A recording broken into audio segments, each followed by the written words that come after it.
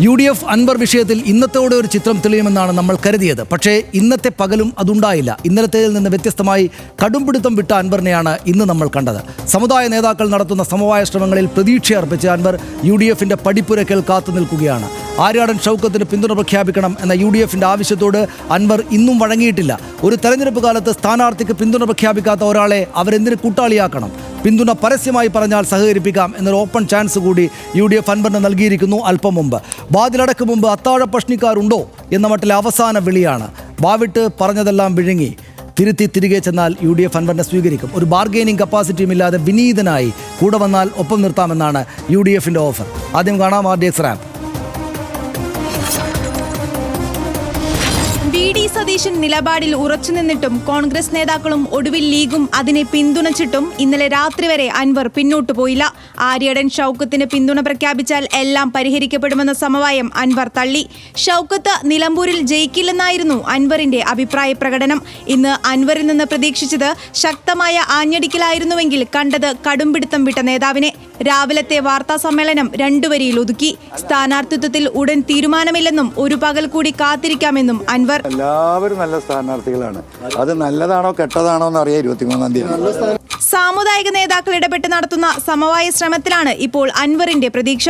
ഏത് സമവായ നീക്കത്തിനും അൻവർ ആദ്യം ആര്യാടൻ ഷൗക്കത്തിന് പിന്തുണ പ്രഖ്യാപിക്കണമെന്ന നിലപാടാണ് ഇന്നും കോൺഗ്രസ് ആവർത്തിച്ചത്.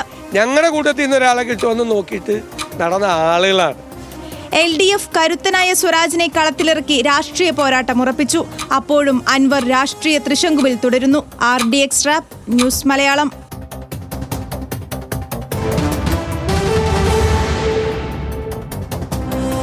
മറ്റു വിവരങ്ങൾ കൂടെ വേഗത്തിൽ നോക്കി വരാം. മുട്ടുമടക്കി മടക്കം വേണം എന്നാണ് അൻവറിൻ്റെ സമവായ സ്വരം. കോൺഗ്രസ് നേതാക്കൾ ഒരേ നിലപാടിലേക്ക് എത്തിയതോടെയാണ് അൻവറിൻ്റെ സമവായ സ്വരം എന്ന് കേട്ടത്. സമവായത്തിനിറങ്ങിയ ചെന്നിത്തലയും മുരളീധരനും ഇന്നലെ കൈവിടുകയായിരുന്നു അദ്ദേഹത്തെ എന്ന് നമുക്കറിയാം. അൻവർ ആദ്യം ഷൗക്കത്തിന് പിന്തുണ പ്രഖ്യാപിക്കണം എന്ന നിലപാട് പ്രഖ്യാപിച്ചു. UDF നേതാക്കൾ സതീശൻ്റെ നിലപാടിനെ പിന്തുണച്ച് സമവായത്തിനിടപെട്ട മുസ്ലിം ലീഗും ഒടുവിൽ ഈ നിലപാടിലേക്ക് എത്തും പിടിയുമില്ലാതെ നിൽക്കുകയാണ് അൻവർ. സ്ഥാനാർത്ഥിയാകണോ മത്സരിക്കാൻ ഇറങ്ങണോ എന്നതിൽ തീരുമാനം ഉടനില്ല എന്നാണ് അൻവർ പറഞ്ഞത്. ഒരു പകൽ കൂടി കാത്തിരിക്കാൻ തയ്യാറെന്ന് അൻവർ ഇന്ന് പ്രഖ്യാപിച്ചു. അന്ന് അദ്ദേഹം അതുമാത്രമേ പറഞ്ഞുള്ളൂ. ദീർഘമായ വാർത്താ സമ്മേളനം കഴിഞ്ഞ ദിവസങ്ങളൊക്കെ നടത്തിയ ആൾ സമവായ ശ്രമം നടക്കുന്നുണ്ട്, മാന്യമായ പരിഹാരം ഉണ്ടാകുമെന്നാണ് പ്രതീക്ഷിക്കുന്നത് എന്ന് അദ്ദേഹം പറഞ്ഞു. സാമുദായിക നേതാക്കളടക്കം കാത്തിരിക്കാൻ ആവശ്യപ്പെട്ടെന്നും അൻവർ ഇന്ന് മാധ്യമങ്ങളോട് പറഞ്ഞു.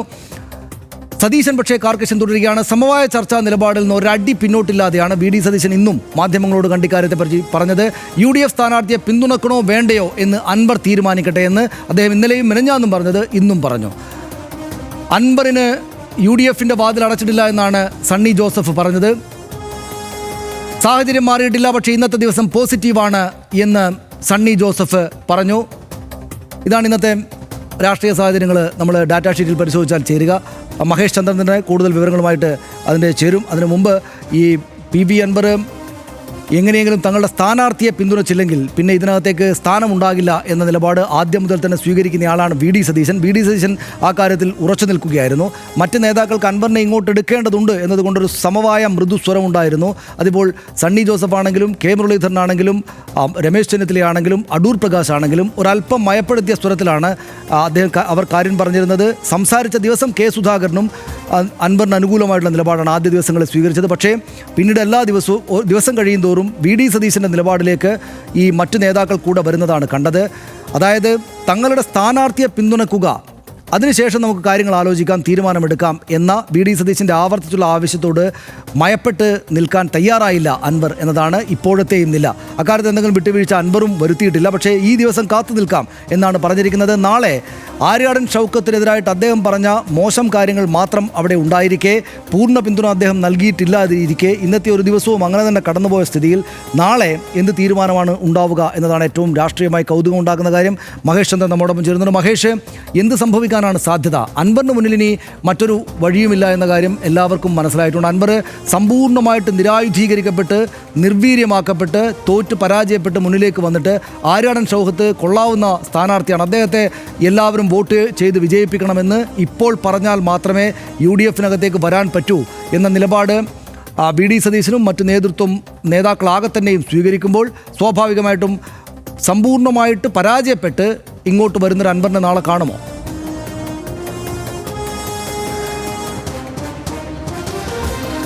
സനീഷ്, അൻവർ പറഞ്ഞ ആ പകൽ പിന്നിട്ടിരിക്കുന്നു. ഇപ്പോൾ രാത്രിയായിരിക്കുന്നു. പക്ഷേ അപ്പോഴും അവിടെ വാതിൽ തുറന്നിട്ടിരിക്കുന്നു UDF കോൺഗ്രസ് നേതൃത്വവും.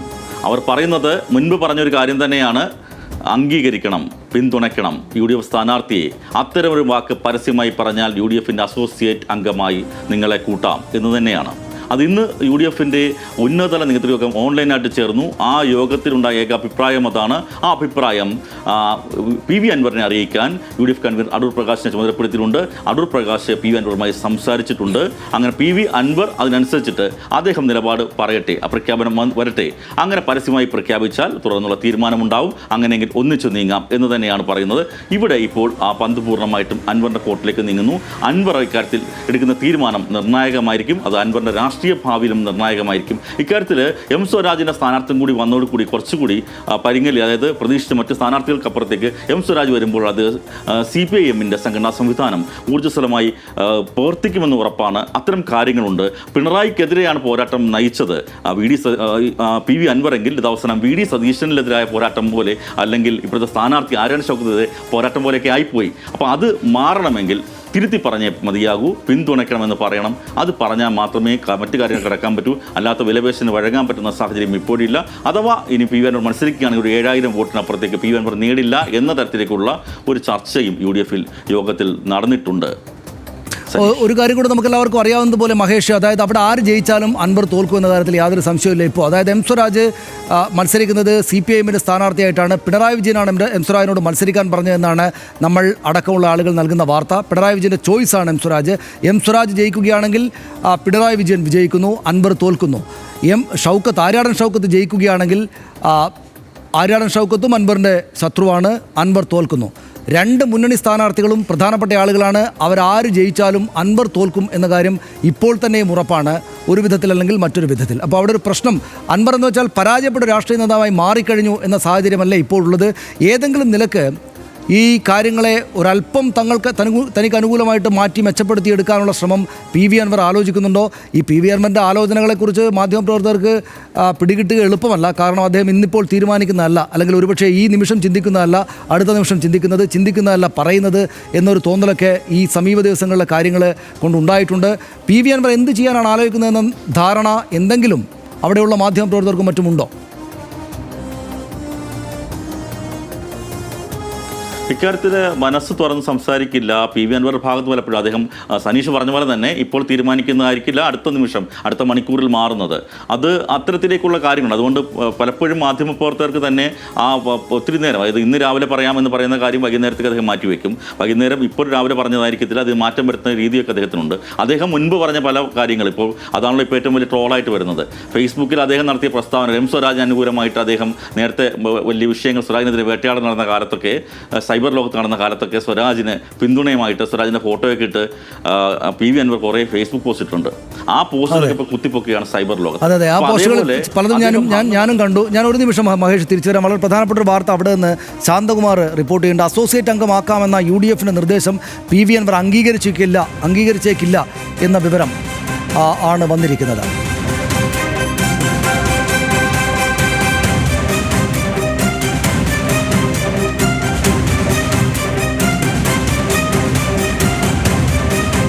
UDFിലെ അസോസിയേറ്റ് അംഗം ആക്കാമെന്ന നിർദ്ദേശം PV അൻവർ അംഗീകരിച്ചേക്കില്ല, പൂർണ്ണ ഘടകകക്ഷി തന്നെ ആക്കണമെന്ന ആവശ്യമാണ് അദ്ദേഹം മുന്നോട്ട് വെച്ചിരിക്കുന്നത്. വിവരങ്ങളുമായി ശാന്തകുമാർ ചേരുന്നു. ശാന്തകുമാർ, എന്തായാലും ഒട്ടും വിട്ടുവീഴ്ചയ്ക്കില്ല എന്ന നിലപാടാണല്ലോ PV അൻവർ സ്വീകരിച്ചിരിക്കുന്നത്. അദ്ദേഹം മത്സരിക്കാനുള്ള പോക്കിലേക്കാണോ? അസോസിയേറ്റ് അംഗമാക്കുന്ന കാര്യത്തിൽ തന്നെയും തീരുമാനമെടുക്കണമെങ്കിൽ നിങ്ങൾ ഞങ്ങളുടെ സ്ഥാനാർത്ഥിയെ അംഗീകരിച്ച് മുന്നോട്ട് വരണമെന്ന കാർക്കശ്യം നിറഞ്ഞ നിലപാട് VD സതീശൻ ഒടുവിലും ആവർത്തിച്ച ശേഷമാണ് അദ്ദേഹം അസോസിയേറ്റ് അംഗം പോരാ, പൂർണ്ണ അംഗത്വം തന്നാൽ മാത്രമേ താൻ വിട്ടുവീഴ്ചയ്ക്കുള്ളൂ എന്ന നിലപാട് സ്വീകരിച്ചിരിക്കുന്നത്. ഇത് വിശദാംശങ്ങൾ എന്താണ് അതിൻ്റെ? സനീഷ്, ആ ചർച്ചകളെല്ലാം തുടരുന്നതിനിടെ തന്നെയാണ് ഇപ്പോൾ UDF എത്തിയിരിക്കുന്നത്. അസോസിയേറ്റ് അംഗമാക്കാമെന്നുള്ള ഒരു നിലപാടിലേക്ക് എത്തിയിരിക്കുന്നു എന്നുള്ള സൂചനകൾ വരുന്നു. അപ്പോൾ അങ്ങനെയുള്ള ഒരു അസോസിയേറ്റ് അംഗത്വം എന്നുള്ളതിലേക്ക് പോകാൻ കഴിയില്ല, പൂർണ്ണ ഘടകകക്ഷി തന്നെ ആവണം. അത് തന്നെയാണ് തങ്ങളുടെ ആവശ്യം. ആ ആവശ്യത്തിൽ ഉറച്ചു നിൽക്കുക തന്നെയാണ്. അതുതന്നെയാണ് അദ്ദേഹം ഇന്ന് ഒരു പകൽ സമയം ആവശ്യപ്പെട്ടത്. പക്ഷേ അതിലേക്ക് എത്തിയിട്ടില്ല. UDFിൻ്റെ മറ്റ് ഘടകകക്ഷി നേതാക്കളുമായുള്ള ചർച്ച ഇന്ന് KPC പ്രസിഡന്റും അതുപോലെ തന്നെ UDF കൺവീനറും ഒക്കെ ചർച്ച കഴിഞ്ഞിരുന്നു. ആ കഴിഞ്ഞതിന് ശേഷം PV അൻവറിനെയും ഇക്കാര്യങ്ങൾ ഇതുവരെയും അറിയിച്ചിട്ടില്ല. പക്ഷേ ആ കാര്യം ഒരു അസോസിയേറ്റ് മെമ്പർ ആണ് എന്നുണ്ടെങ്കിൽ അത് അംഗീകരിക്കില്ല എന്ന് തന്നെയാണ്, ആ നിലപാടിൽ തന്നെയാണ് ഇപ്പോഴും നിലനിൽക്കുന്നത്. അതായത് നേരത്തെ പറഞ്ഞു വെച്ചിരുന്ന അൻവർ എന്താണോ ആവശ്യപ്പെട്ടിരുന്നത് അതിൽ തന്നെ ഉറച്ചു നിൽക്കുന്നു. ഒരു തരത്തിലുള്ള വിട്ടുവീഴ്ചയ്ക്കും അദ്ദേഹം തയ്യാറല്ല എന്നുള്ളത് തന്നെയാണ് ഇപ്പോഴും അദ്ദേഹത്തിൻ്റെ വാക്കുകളിൽ നിന്നും അല്ലെങ്കിൽ അദ്ദേഹത്തിൻ്റെ അഭിപ്രായങ്ങളിൽ നിന്നും മനസ്സിലാവുന്നത്. എന്തായാലും വിശദമായി ഈ കാര്യങ്ങളെല്ലാം രാവിലെ മാധ്യമങ്ങളെ കാണാമെന്നാണ് ഇപ്പോൾ പറയുന്നത്. എന്തായാലും ഒരു തരത്തിലുള്ള വിട്ടുവീഴ്ചയ്ക്കും PV അൻവർ തയ്യാറല്ല. അതാണ് അതിലെ കാര്യം. ഒരു വിട്ടുവീഴ്ചയ്ക്കും താൻ തയ്യാറല്ല എന്ന നിലപാടാണ് PV അൻവർ ഇപ്പോഴും വ്യക്തമാക്കുന്നത്. PV അൻവർ UDF ചർച്ച വഴിമുട്ടുകയാണ് എന്ന് തന്നെ പറയാം. ഇനി അങ്ങോട്ട് PV അൻവർ നെഗറ്റീവ് നിലപാട് സ്വീകരിച്ചു കഴിഞ്ഞു എന്ന് വേണം നമ്മൾ മനസ്സിൽ വെക്കാൻ എന്നാണ് എനിക്ക് കഴിഞ്ഞ ദിവസത്തേതുപോലെ ഇപ്പോഴും തോന്നുന്നത്. PV അൻവർ എന്തായാലും അങ്ങോട്ടേക്ക് UDFലേക്ക് സ്വന്തം ധാരണകൾക്കനുസരിച്ച് അല്ല UDF നേതൃത്വം പെരുമാറുന്നതെങ്കിൽ അങ്ങോട്ടേക്ക് പോകേണ്ടതില്ല എന്ന നിലപാട് സ്വീകരിച്ചു കഴിഞ്ഞോ എന്ന് സംശയിക്കാവുന്ന ഒരു സാഹചര്യമാണുള്ളത്.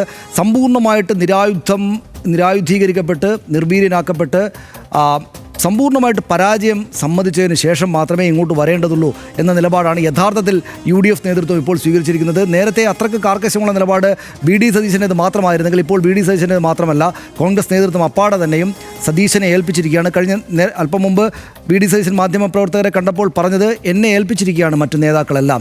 ഈ പറയുന്നതാണ്, അദ്ദേഹത്തെ അപമാനിക്കാനോ ഒന്നിനും ഞാനില്ല എന്ന് മാത്രമല്ല, BD സതീശൻ പറയുന്നൊരു കാര്യം, എന്നെ എന്ന് വെച്ചാൽ പ്രതിപക്ഷ നേതാവിനെ എത്രമാത്രം വിമർശിക്കുകയും മറ്റും ചെയ്തു. അക്കാര്യത്തിൽ എന്തെങ്കിലും വിട്ടുവീഴ്ച വേണമെന്ന് ഞാൻ പറയുന്നില്ല. അദ്ദേഹം അതേ വാക്കുകളിലല്ല അത് പറഞ്ഞത്, എങ്കിൽ തന്നെ അതിൻ്റെ ആന്തരിക സത്യം അതായിരുന്നു. എന്നെ വിമർശിച്ചത് തിരിച്ചെടുക്കണമെന്ന് പറയുന്നില്ല, പക്ഷേ ഞങ്ങളുടെ സ്ഥാനാർത്ഥിയെ പിന്തുണക്കുന്നു എന്ന വാക്ക് പറയാതെ എങ്ങനെയാണ് ഈ മുന്നണിക്കകത്തേക്ക് ഈ പാർട്ടിക്കൊപ്പം ചേർന്നുകൊണ്ട് ഇങ്ങോട്ട് വരാൻ ഒരാൾക്ക് ആവശ്യപ്പെടാൻ കഴിയുക എന്ന ചോദ്യം എല്ലാ നേതാക്കളും ഉന്നയിക്കുകയാണ്. PV അൻവർ പക്ഷേ അവിടെയും തോറ്റുകൊടുക്കാൻ ഉദ്ദേശമില്ല എന്ന നിലപാടാണ് അദ്ദേഹം സ്വീകരിച്ചിരിക്കുന്നതെന്ന് വേണം മനസ്സിലാക്കാൻ.